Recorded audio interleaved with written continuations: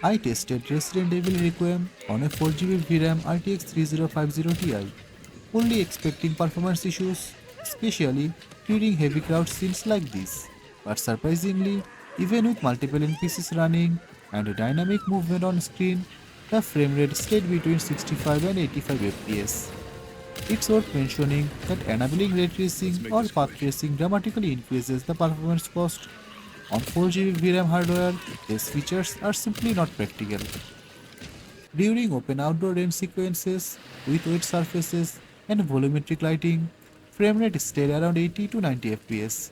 This is typically a demanding scenario in modern titles, especially on 4GB VRAM. Of course, this is a linear experience rather than a large open world environment, which naturally reduces streaming complexity. But even so, the stability on 4GB VRAM is impressive. When moving into tighter, narrower areas without heavy NPC presence, performance jumped significantly, often reaching 110 to 120 FPS. This suggests that environmental effects like rain and open lighting are heavier than confined geometry. Indoor environments pushed performance even higher, often exceeding 110 FPS. While indoor lighting is less demanding, stability here indicates good CPU and VRAM management. Even when combat started and multiple characters were active simultaneously, framerate never dropped below the mid 60.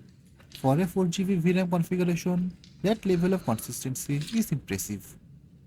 Considering this build includes de novo, I was honestly expecting more instability, but instead, the optimization feels deliberate and efficient. This is how you optimize a game. If early gameplay is any indication, Resident Evil Requiem is very playable on 4GB VRAM, especially with smart settings choices.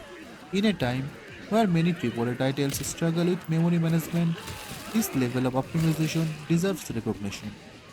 I recently discussed how optimization seems to be declining in modern gaming, but this title is a positive exception.